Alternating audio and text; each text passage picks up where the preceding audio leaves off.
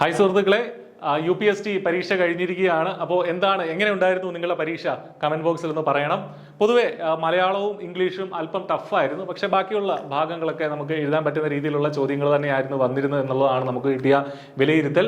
അതുകൊണ്ട് തന്നെ പ്രത്യേകിച്ചും I+ന്റെ കോഴ്സിൽ നമ്മൾ ഈ ലൈവ് സെഷൻസ് ഒക്കെ നടക്കുമ്പോഴൊക്കെ ഒരുപാട് ചോദ്യങ്ങൾ, ഈ ചോദ്യ പേപ്പറിലെ ഒരുപാട് ക്വസ്റ്റ്യൻസ് നമ്മൾ ഡിസ്കസ് ചെയ്തിട്ടുണ്ടായിരുന്നു. അപ്പോൾ നമുക്ക് ഈ ആൻസർ കീ ഒന്ന് നോക്കി പോകാം. ഇത് പ്രൊഫഷണൽ ആയിട്ടൊരു ആൻസർ കീ ആണ്. I+ തയ്യാറാക്കിയ ആൻസർ കീ ആണ്. PSCയുടെ ആൻസർ കീയിൽ ചെറിയ വ്യത്യാസങ്ങളൊക്കെ ഒരുപക്ഷെ വന്നേക്കാം. അപ്പോൾ PSC ഉടനെ തന്നെ പ്രൊഫഷണൽ ആൻസർ കീ പബ്ലിഷ് ചെയ്യുകയും ചെയ്യും. അപ്പോൾ I+ന്റെ ഈ ഒരു ആൻസർ കീ ഇത് കോഡ് എ ആണ് നമ്മളിവിടെ വായിക്കുന്നത്. കോഡ് എയുടെ ചോദ്യപേപ്പറാണ് നമ്മളിവിടെ വായിക്കുന്നത്. മറ്റുള്ള ആളുകൾ നിങ്ങളുടെ ആൻസറുമായിട്ട് കമ്പയർ ചെയ്ത് നിങ്ങൾക്കിത് നോക്കാൻ സാധിക്കുന്നതാണ്. നമ്മുടെ വെബ്സൈറ്റിലും I+ന്റെ വെബ്സൈറ്റിലും ഇതുമായി ബന്ധപ്പെട്ട് ഇതിന്റെ ആൻസർ കീ വിശദമായിട്ട് പബ്ലിഷ് ചെയ്തിട്ടുണ്ട്. ഓക്കെ, അതിന്റെ ലിങ്കുകളൊക്കെ നമ്മൾ ഈ വീഡിയോടൊപ്പമുള്ള ഡിസ്ക്രിപ്ഷനിൽ കൊടുക്കാം.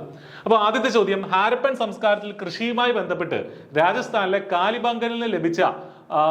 കാലിബംഗനിൽ നിന്നും താഴെ പറയുന്നവയിൽ ഏതിന്റെ തെളിവുകളാണ് ലഭിച്ചിട്ടുള്ളത് എന്നുള്ളതാണ് നമ്മളോടുള്ള ചോദ്യം. ഇതിന്റെ ആൻസർ നമ്മൾ പഠിക്കുന്നതാണ്. ഉഴുത വയൽ അതിന്റെ തെളിവുകളാണ് അവിടുന്ന് ലഭിച്ചിട്ടുള്ളത്. നെല്ലോ കനാലോ ജലസംഭരണിയൊന്നും അല്ല. രണ്ടാമത്തെ ചോദ്യത്തിലേക്ക് നമുക്ക് പോകാം. വനത്തിൽ നടത്തുന്ന വെട്ടിച്ചൂട്ട് കൃഷിക്ക് ബ്രിട്ടീഷുകാർ അനുമതി നിഷേധിച്ചത് മൂലം കേരളത്തിൽ ഗോത്ര ജനത ബ്രിട്ടീഷുകാർക്കെതിരെ നടത്തിയ കലാപം. അപ്പോൾ വെട്ടിച്ചൂട്ട് എന്ന് പറഞ്ഞ ആ ഒരു ടേം വെച്ചിട്ട് തന്നെ നമുക്ക് ഇതിന്റെ ഒരു ആൻസർ കണ്ടെത്താൻ സാധിക്കും. ഓപ്ഷൻ ഡി, കുറിച്യർ കലാപമാണ് ഇതിന്റെ ആൻസർ വരുന്നത്. അല്ലെ, അത്ര ബുദ്ധിമുട്ടുള്ള കാര്യമൊന്നുമല്ല. നമ്മൾ ഹിസ്റ്ററിയിൽ ഇത് പഠിക്കുന്നതാണ്, നമ്മളൊക്കെ ഡിസ്കസ് ചെയ്തിട്ടുള്ള ചോദ്യങ്ങളുമാണ്. മെസപ്പൊട്ടേമിയൻ ജനതയുടെ നിർമ്മാണ വൈഭവത്തിന് തെളിവായ ആരാധനാലയങ്ങൾ അറിയപ്പെടുന്ന പേരെന്ത്? അത് മെസപ്പൊട്ടേമിയൻ ജനത ക്യൂണിഫോം, സ്ഫിങ്കസ്, സിഗുറാത്തുകൾ, കാൽഡിയൻ. ഏതാ ആൻസർ വരിക? ഇതിന്റെ ആൻസർ ഓപ്ഷൻ സി ആണ്. സിഗുറാത്തുകളാണ് ഇതിന്റെ ആൻസർ ആയിട്ട് വരിക. നാലാമത്തത് വളരെ എളുപ്പമുള്ള ഒരു ചോദ്യം തന്നെയാണ്. ഫോർവേഡ് ബ്ലോക്ക് എന്ന രാഷ്ട്രീയ പാർട്ടിക്ക് രൂപം നൽകിയ വ്യക്തി ആരാണ്? നമുക്കറിയാം, സുഭാഷ് ചന്ദ്രബോസ് ആണ്. ഓപ്ഷൻ എയിൽ തന്നെ അതുകൊണ്ട് സുഭാഷ് ചന്ദ്രബോസ് ആണ് ഫോർവേഡ് ബ്ലോക്കിന് നേതൃത്വം നൽകിയത്. അഞ്ചാമത്തെ ചോദ്യത്തിലേക്ക് പോവുകയാണെങ്കിൽ, സഞ്ചാര സ്വാതന്ത്ര്യത്തിനായി കേരളത്തിൽ TK മാധവന്റെ നേതൃത്വത്തിൽ നടന്ന പ്രക്ഷോഭം ഏത്? അതും അത്ര ബുദ്ധിമുട്ടുള്ള ചോദ്യമൊന്നുമല്ല. ഒരുപാട് തവണ നമ്മൾ തന്നെ നമ്മുടെ ചാനലിലും വീഡിയോയിലും ഒക്കെ ഡിസ്കസ് ചെയ്തിട്ടുള്ള കാര്യങ്ങളാണ്. അഞ്ചാമത്തെ ചോദ്യത്തിന്റെ ആൻസർ ആണ് ഓപ്ഷൻ എ, ഗുരുവായൂർ സത്യാഗ്രഹമാണ് ഇതിന്റെ ആൻസർ ആയിട്ട് വരുന്നത്. അഞ്ചാമത്തെ ചോദ്യത്തിന്റെ ആൻസർ ആയിട്ട് വരുന്ന ഓപ്ഷൻ സി, സോറി ഞാൻ മാർക്ക് ചെയ്ത് തെറ്റിപ്പോയതാണ്. ഓപ്ഷൻ സി ആണ്. ഓപ്ഷൻ സി, വൈക്കം സത്യാഗ്രഹമാണ് അഞ്ചാമത്തെ ചോദ്യത്തിന്റെ ആൻസർ ആയിട്ട് വരുന്നത്. വളരെ സിമ്പിൾ ആയിട്ടുള്ള ഒരു ചോദ്യമാണ് ഓപ്ഷൻ സി, വൈക്കം സത്യാഗ്രഹം. ആറാമത്തെ ചോദ്യം, സാമൂഹ്യ പരിഷ്കർത്താവായ വാഗ്ഭടാനന്ദൻ രൂപം നൽകിയ പരിഷ്കരണ പ്രസ്ഥാനം ഏത്? അപ്പോൾ വാഗ്ഭടാനന്ദൻ രൂപം നൽകിയ പരിഷ്കരണ പ്രസ്ഥാനം ഏതാണ്? സമത്വ സമാജമാണോ, ആത്മവിദ്യാ സംഘമാണോ, സാധുജന പരിപാലന സംഘമാണോ, പ്രത്യക്ഷ രക്ഷാ ദൈവസഭയാണ്? നമ്മൾ റിനൈസൻസിൽ വളരെ കൃത്യമായിട്ട് പഠിക്കുന്നുണ്ട്. ഓപ്ഷൻ ബി, ആത്മവിദ്യാ സംഘമാണ് ഇതിന്റെ ആൻസർ ആയിട്ട് വരുന്നത്. ഏഴാമത്തെ ചോദ്യത്തിലേക്ക്, 1929 ലാഹോർ സമ്മേളനത്തിന്റെ പ്രഖ്യാപനങ്ങളിൽ ഉൾപ്പെടാത്തത് ഏതാണ്? ഓപ്ഷൻ എ, ജവഹർലാൽ നെഹ്റുവിനെ ഇന്ത്യൻ നാഷണൽ കോൺഗ്രസിന്റെ പ്രസിഡന്റായി തിരഞ്ഞെടുത്തു. ഓപ്ഷൻ ബി, പൂർണ്ണ സ്വരാജ് പ്രഖ്യാപനം. ഓപ്ഷൻ സി, സിവിൽ നിയമന ലംഘന സമരം പിൻവലിക്കാൻ തീരുമാനിച്ചു. ഓപ്ഷൻ ഡി, 1930 ജനുവരി 26 സ്വാതന്ത്ര്യ ദിനമായി ആചരിക്കാൻ തീരുമാനിച്ചു. ഏതാ കറക്റ്റ് ആൻസർ?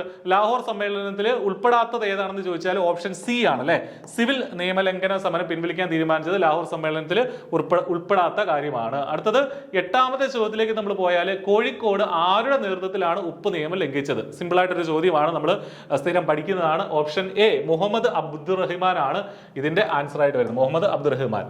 ഒമ്പതാമത്തെ ചോദ്യം, ദക്ഷിണാഫ്രിക്കയിൽ നിന്നും തിരിച്ചെത്തിയ ഗാന്ധിജി 1916 ഇന്ത്യയിൽ ആദ്യമായി പങ്കെടുത്ത പൊതുപരിപാടി ഒരു സർവകലാശാലയുടെ ഉദ്ഘാടനമായിരുന്നു. അത് ഏത് സർവകലാശാല എന്നുള്ളതാണ് ചോദ്യം. കൽക്കട്ട സർവകലാശാല, ഡൽഹി, അലിഗഡ് മുസ്ലിം സർവകലാശാല, ബനാറസ്. ഏതാണ്? ബനാറസ് ഹിന്ദു സർവകലാശാലയിലാണ് നമ്മുടെ ഗാന്ധിജി ദക്ഷിണാഫ്രിക്കയിൽ നിന്ന് വന്നിട്ട് ആദ്യമായിട്ട് പങ്കെടുത്ത പൊതുപരിപാടി.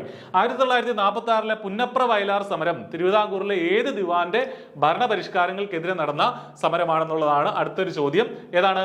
സർ സി പിക്കെതിരെയായിരുന്നു പുന്നപ്ര വയലാർ സമരം നടന്നത്. നമുക്കറിയാതെ ഓപ്ഷൻ ബി, ദിവാൻ സർ CP രാമസ്വാമി അയ്യർ എന്നുള്ളതാണ് അതിന്റെ ആൻസർ.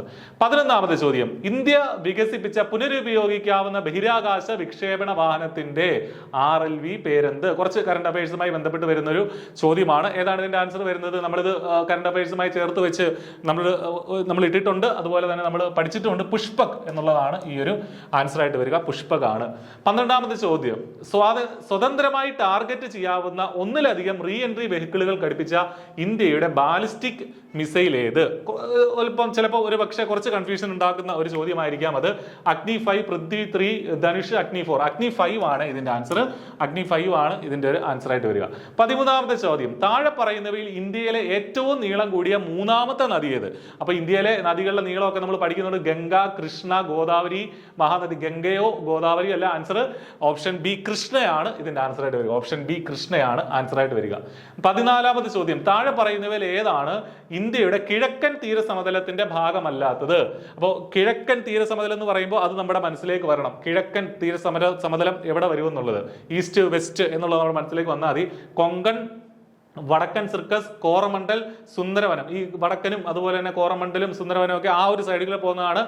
ആ ഭാഗത്ത് അല്ലാത്തത് കൊങ്കൺ സമതലം മാത്രമാണ്. കൊങ്കൺ സമതലം ഓപ്ഷൻ എ ആണ് ആൻസർ ആയിട്ട് വരുന്നത്. 15ാമത്തെ ചോദ്യം, രാഷ്ട്രപതിയുടെ ചുമതലകളിൽ ഉൾപ്പെടാത്ത പ്രസ്താവന ഏത്?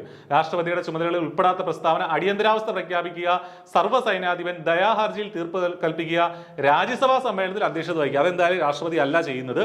ഓപ്ഷൻ ഡി ആണ് ഇതിന്റെ കറക്റ്റ് ആയിട്ടുള്ള ആൻസർ വരുന്നത്. രാജ്യസഭാ സമ്മേളനത്തിൽ രാഷ്ട്രപതി അല്ല ഭാരവാഹിത്വം വഹിക്കുന്നത്. 16ാമത്തെ ചോദ്യം, സാമൂഹ്യ സംഘമായ കുടുംബത്തിന്റെ സവിശേഷതകളിൽ ശരിയല്ലാത്തത് ഏത്?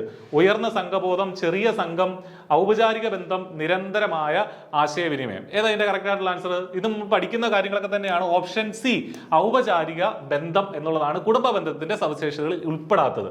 17ാമത്തെ ചോദ്യം, റിസർവ് ബാങ്കിനെ കുറിച്ചുള്ള പ്രസ്താവനകളിൽ ശരിയായവ ഏതെല്ലാം? ഏതെല്ലാണ്?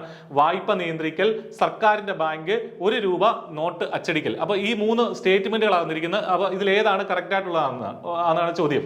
വായ്പ നിയന്ത്രിക്കലും സർക്കാരിന്റെ ബാങ്കും ആണ് റിസർവ് ബാങ്കിനെ കുറിച്ചുള്ള ശരിയായ പ്രസ്താവന. മറ്റേ ₹1 നോട്ട് അച്ചടിക്കൽ റിസർവ് ബാങ്കിന്റെ പ്രസ്താവനയിൽ ശരിയല്ല.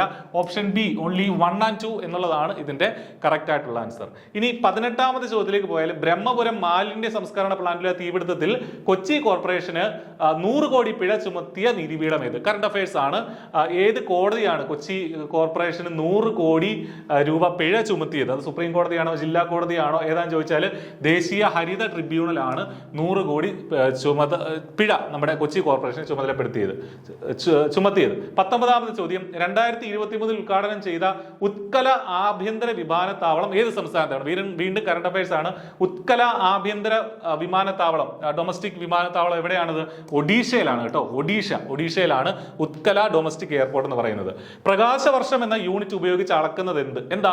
വളരെ സിമ്പിളായ ചോദ്യം. സമയമല്ല, വൈദ്യുതി പ്രവാഹമല്ല, പ്രകാശ സാന്ദ്രതയല്ല, ദൂരമാണ്. പ്രകാശവർഷം വെച്ച് നമ്മൾ അളക്കുന്നത്. 21ാമത്തെ ചോദ്യം, തന്നിരിക്കുന്ന കാന്തത്തിന് താഴെ പറയുന്നവയിൽ ഏതാണ് ശരി എന്നുള്ളതാണ്. ഉത്തര ധ്രുവം ദക്ഷിണ ധ്രുവത്തേക്കാൾ ശക്തമാണ്. 2 ധ്രുവങ്ങൾക്കും തുല്യ ശക്തിയാണ്. ദക്ഷിണ ധ്രുവം ഉത്തര ധ്രുവത്തേക്കാൾ ഏതാ കറക്റ്റ്? നമുക്ക് ഇത് വായിച്ചു പോകുമ്പോൾ തന്നെ മനസ്സിലാവും. ഓപ്ഷൻ ബി ആണ്. 2 ധ്രുവങ്ങൾക്കും തുല്യ ശക്തിയാണ് എന്നുള്ളതാണ് ഇതിന്റെ കറക്റ്റ് ആയിട്ടുള്ള ആൻസർ. 22ാമത്തെ ചോദ്യം, ഒരു ഒഴുകുന്ന ദ്രാവകത്തിലെ ഘർഷണമാണ്. ഒഴുകുന്ന ദ്രാവകത്തിലെ ഘർഷണം, ആ ഒരു ഫ്രിക്ഷണൽ ഫോഴ്സ് ഏതാണ്? സാന്ദ്രത, കേശീകത്വം, വിസ്കോസിറ്റിയുടെ ഡെഫിനിഷൻ ആണ് അല്ലെ? Friction between the layers of the liquid എന്നുള്ളതാണ് നമ്മളത് പഠിക്കുന്നത്.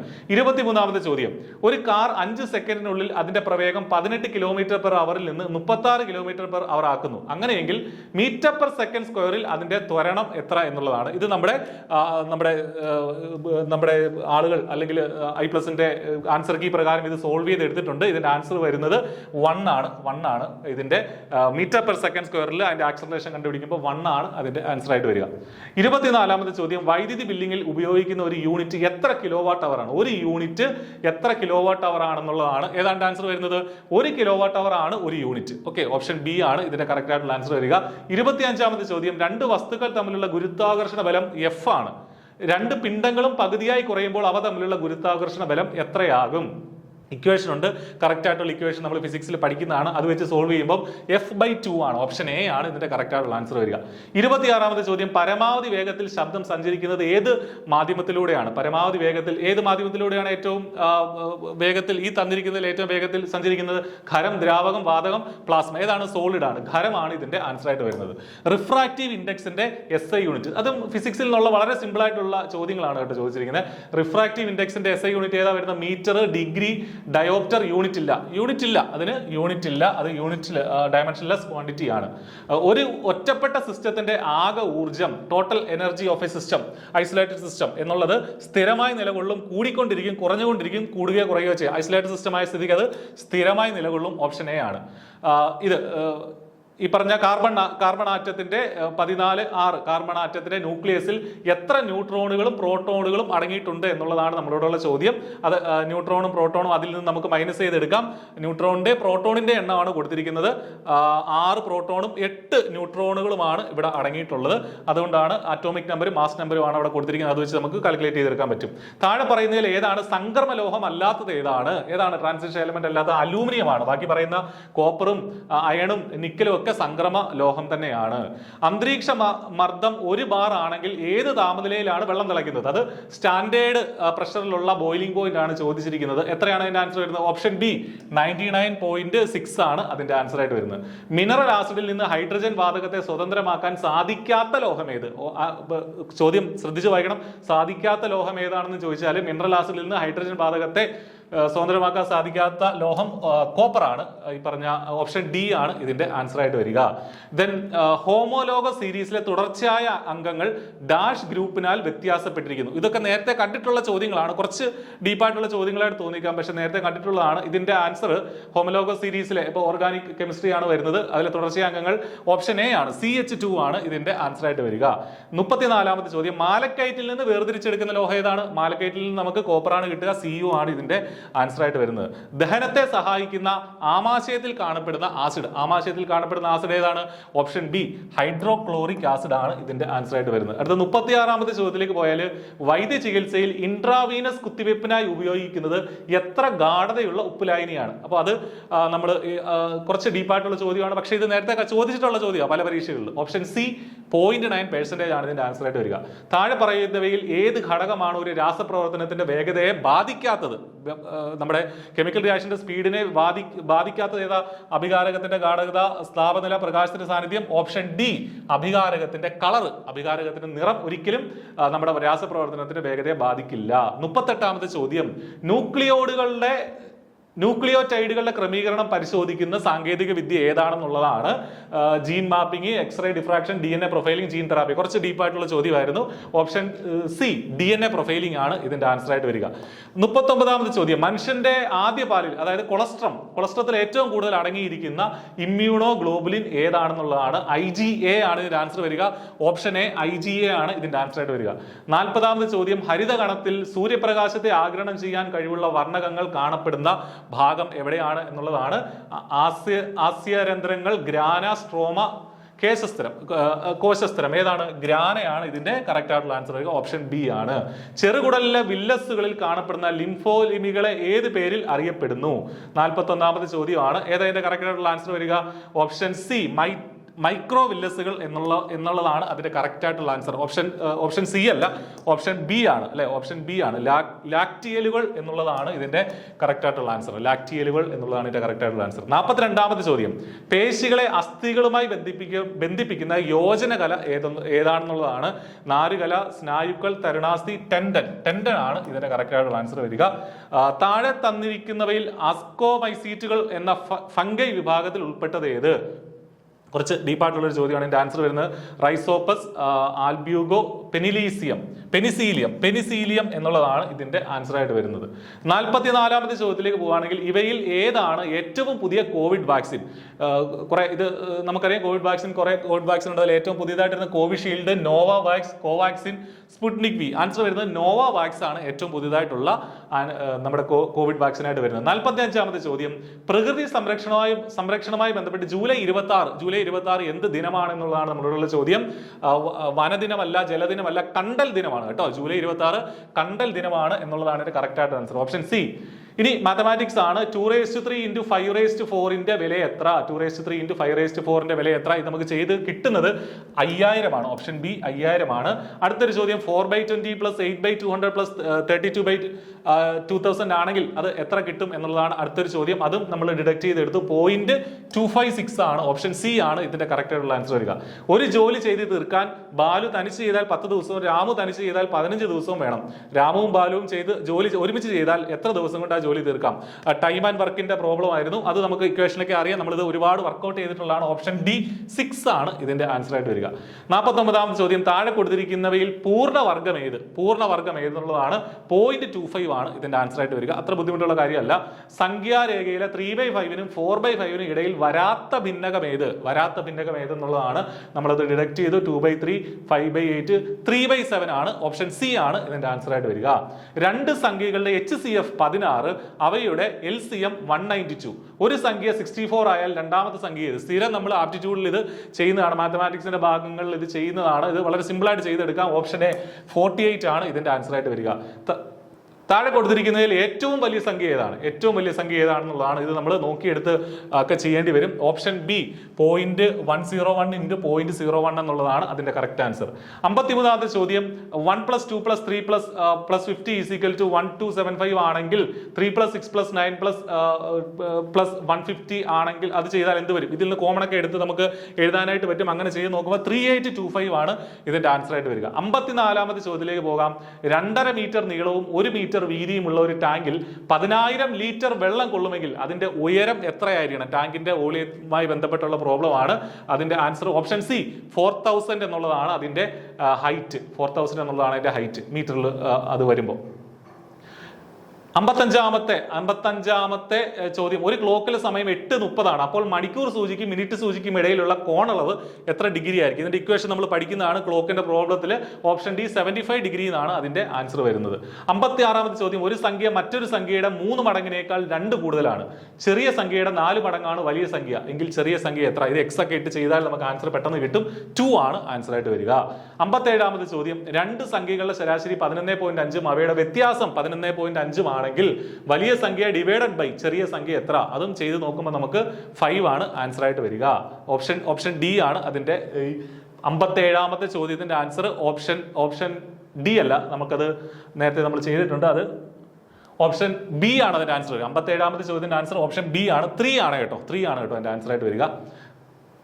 അടുത്തൊരു ചോദ്യം, 10.1 cube + 2.9 cube the whole divided by 10.1 × 10.1 + 2.9 × 2.9 - 29.929 ചെയ്താൽ, സിംപ്ലിഫൈ ചെയ്താൽ എന്ത് കിട്ടും? 58ാമത്തെ ചോദ്യത്തിന്റെ ആൻസർ ഓപ്ഷൻ ഡി 13 ആണ് ആൻസർ ആയിട്ട് വരിക. ഓപ്ഷൻ ഡി 13 ആണ് ആൻസർ ആയിട്ട് വരിക. 59ാമത്തെ ചോദ്യം, സീനയും മീനയും 2:3 എന്ന അംശം റേഷ്യോയുടെ ചോദ്യമാണ്. റേഷ്യോയുടെ ചോദ്യത്തിന്റെ ഈ 59ാമത്തെ ചോദ്യത്തിന്റെ ആൻസർ വരുന്നത്, 59ാമത്തെ ചോദ്യത്തിന്റെ ആൻസർ നമ്മൾ കണ്ടുപിടിച്ചിട്ടുണ്ട്. നമ്മൾ കണ്ടുപിടിച്ച ആൻസർ വരുന്നത് ഓപ്ഷൻ എ ആണ്. 2010 എന്നുള്ളതാണ് അതിന്റെ ആൻസർ.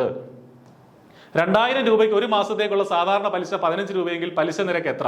ഇത് നമ്മൾ വലിയ പ്രോബ്ലം, സിമ്പിൾ ഇൻട്രസ്റ്റിന്റെ പ്രോബ്ലം ഒന്നും ഇക്വേഷൻ നേടേണ്ട കാര്യമില്ല, ഡയറക്റ്റ് കണ്ടുപിടിക്കാം. ഓപ്ഷൻ സി 9% ആണ് അതിന്റെ ആൻസർ ആയിട്ട് വരിക. താഴെ പറയുന്നവയിൽ വികാസത്തെ സംബന്ധിച്ച് ശരിയല്ലാത്ത പ്രസ്താവന ഏത്? വികാസം അനുസ്യൂതമാണ്. സൈക്കോളജി എന്നുള്ള ചോദ്യങ്ങളാണ്. വികാസം അനുസ്യൂതമാണ്. ശാരീരിക വികാസത്തിൽ ശരീരമാധിപത്യത്തിൽ നിന്ന് വശങ്ങളിലേക്ക് എന്ന ക്രമം പാലിക്കപ്പെടുന്നു.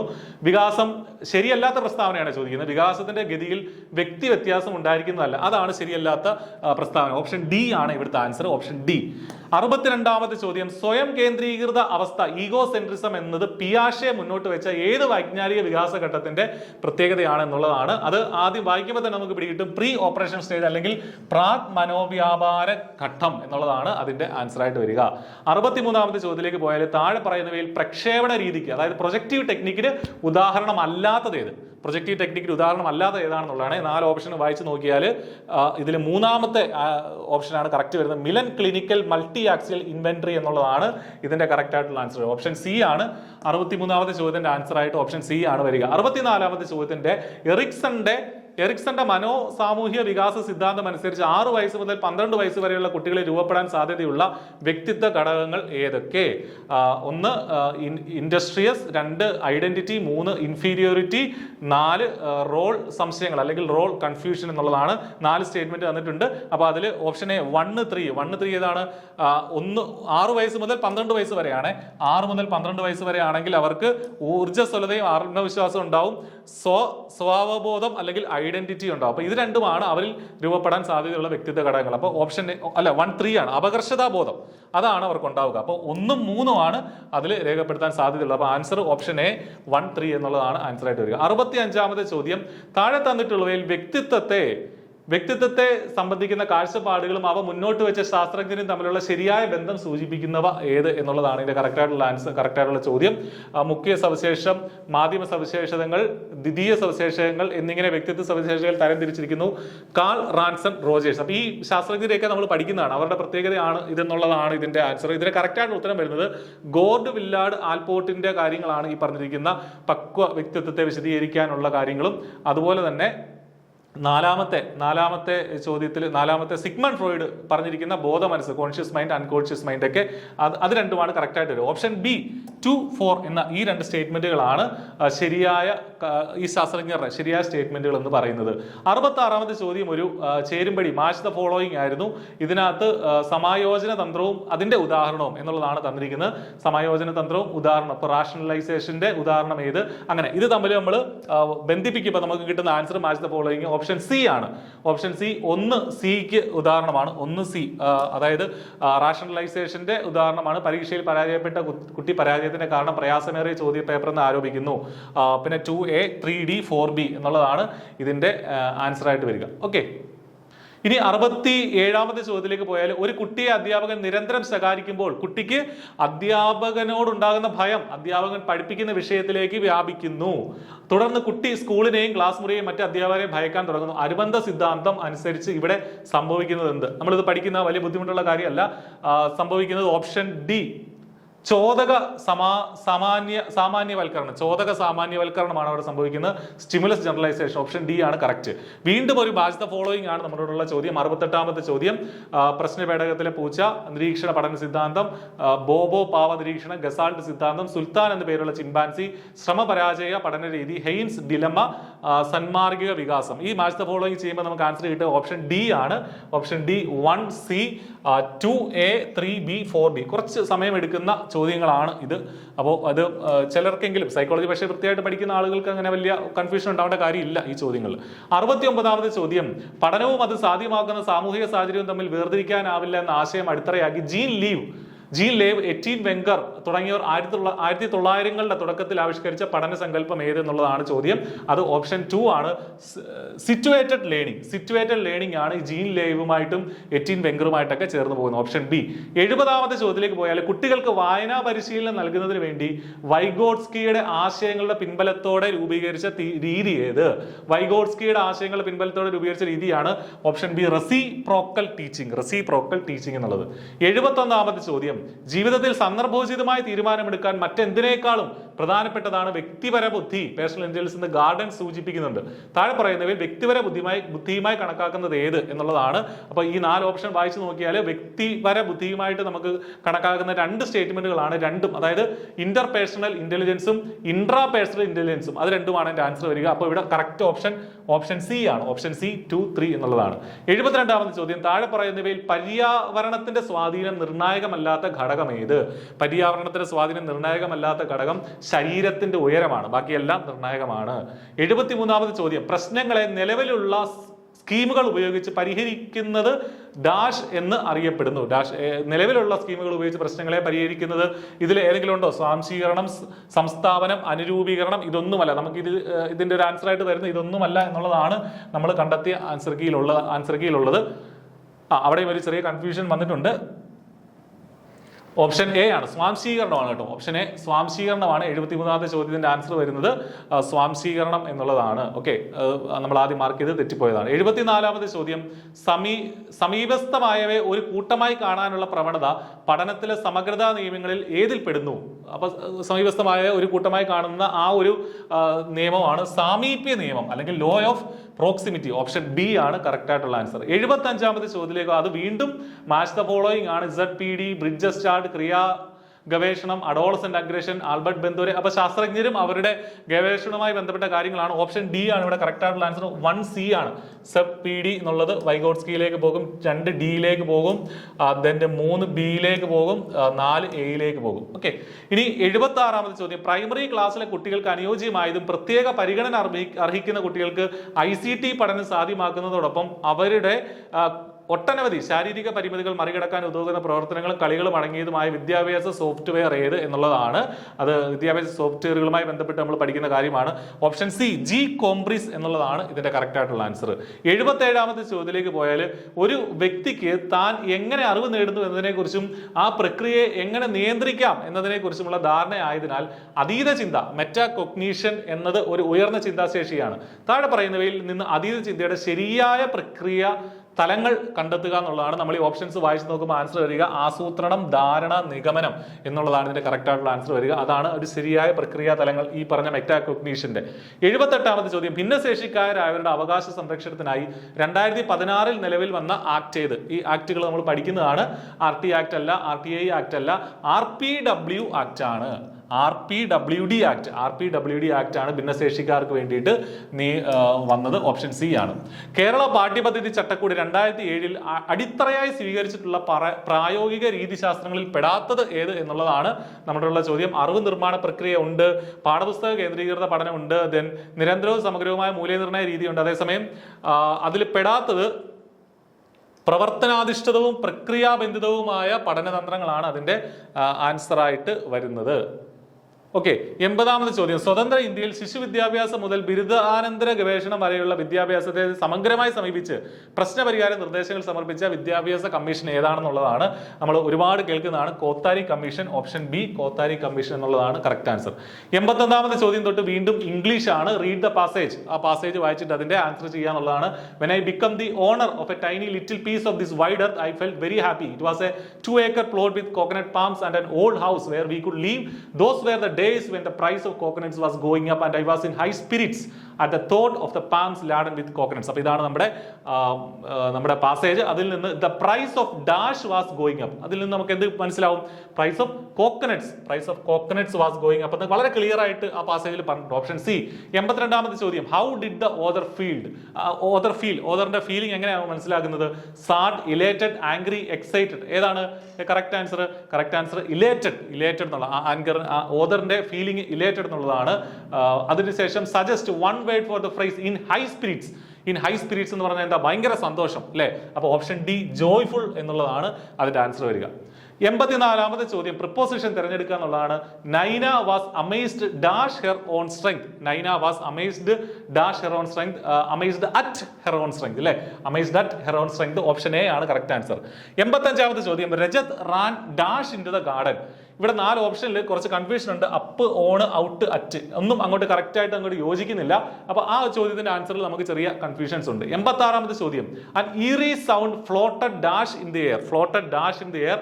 floated in the air എലോങ്ങോ ഓവറോ ഒന്നും അല്ല. ഇനി ഈ പറഞ്ഞ correct the following sentence using the correct tense correct ചെയ്യാനുള്ളതാണ്. 87 മുതൽ 88 2 ചോദ്യങ്ങൾ.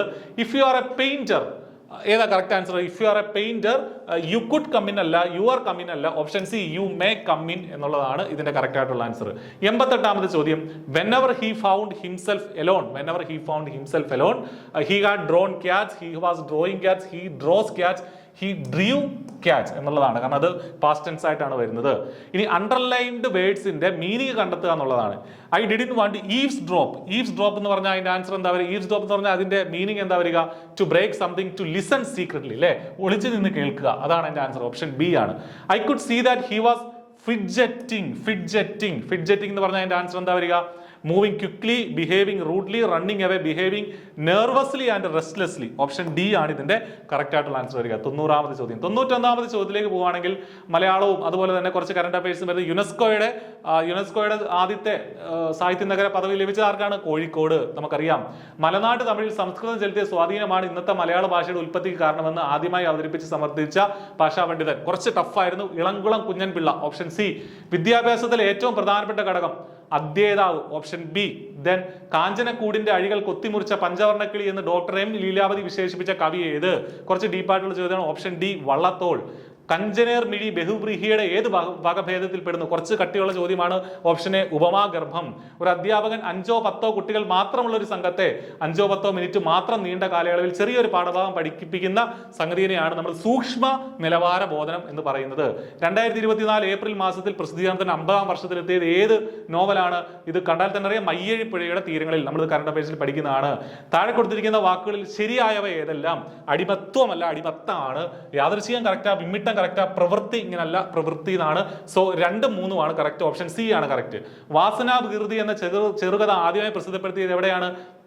നമ്മൾ പഠിക്കുന്നതാണ് വിദ്യാവിനോദിനി എന്ന മാസികയിലാണ്. പെൺമണി വദനം കണ്ടാൽ വെൺമതി രണ്ടെന്ന് മേവിടുന്ന മനം ഉണ്മ നനച്ചിടുന്നെല്ലാം വെണ്മ തിരണ്ടെന്ന് മേവിടും നന്മനം. ഇതിലെ അലങ്കാരം ഏതെന്നുള്ളതാണ്. ഈ 4ഉം ഇതിന്റെ ആൻസർ ആയിട്ട് വരില്ല, മറ്റൊരു പ്രാസമാണ് ആൻസർ ആയിട്ട് വരുന്നത്. അപ്പോൾ ഇതൊക്കെയാണ് ഇതിന്റെ പ്രൊവിഷണൽ ആയിട്ടുള്ള ആൻസർ കീ. അപ്പോൾ എല്ലാവർക്കും മനസ്സിലായി കാണുമെന്ന് കരുതുകയാണ്. ഇതിന്റെ പ്രൊവിഷണൽ ഫൈനൽ ആൻസർ കീ വരുമ്പോൾ നമുക്ക് വീണ്ടും കാണാം. താങ്ക്